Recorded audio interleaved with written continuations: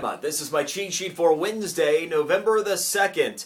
Bank of America is the latest bank to back away from the debit card fee programs. They were going to put it in place in January. And that was really the straw that broke the camel's back. After the outrage with B of A customers, so many banks started backing away. The Bank of America was pretty much forced to remain competitive. But here's what you need to know. So many of these fee programs for the banks have been changing over the last week even. I talked with two of the banks I work with yesterday. I had to change one of my accounts to avoid a $17 per month fee. It was very easily avoidable, and it's not going to change my life any. But if I hadn't changed it, I get nailed with that fee. You see how that works. It is imperative that if you're with any of these banks that have been on again, off again with some kind of fees, that you get in touch with them and just say, hey, is anything changing with my accounts? You let them look into it. One of the bankers I was talking to yesterday said they had to read the current information because they were receiving new rules and regs on fees daily right now.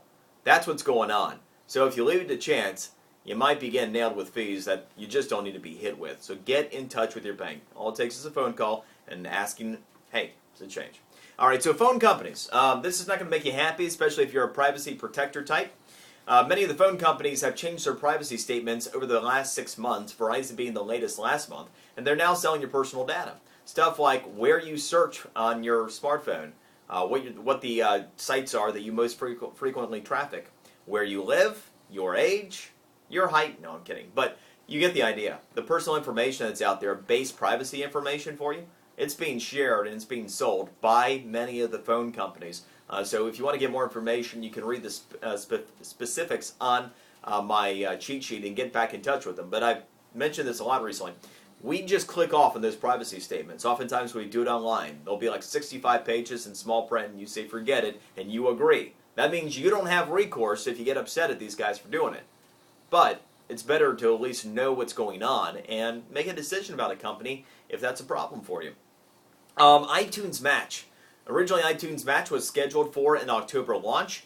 Apparently, it's a little buggy in their beta testing at Apple, so iTunes Match is not likely to come out even through mid-November. I know that some people have been asking about that because it had been anticipated to be out before the end of last week.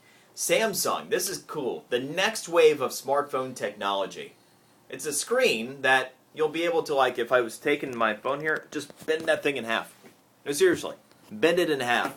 Flex screen technology.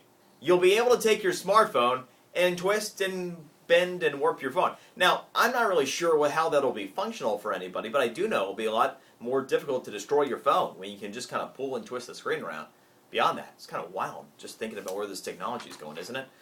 Anyway, I have a video demonstration just below my video on the physical cheat sheet today. This one's a little disturbing.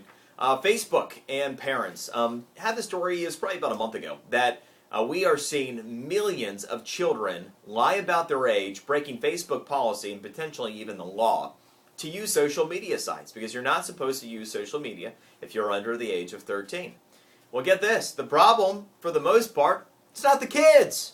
It's you or parents that might be like you.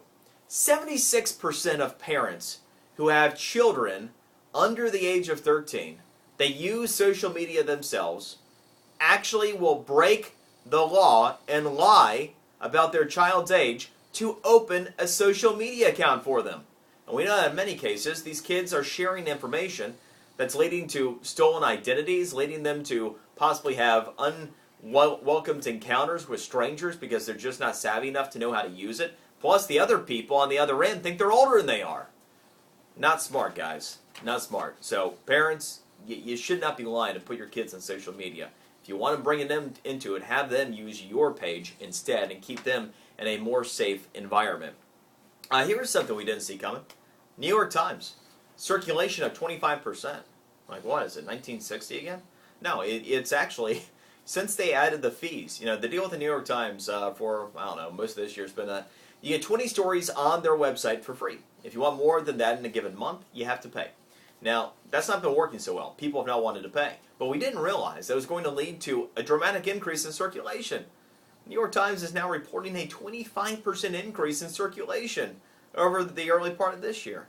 And they're tracing that right back to the people who didn't want to pay for it online, but were still willing to pay for the physical paper.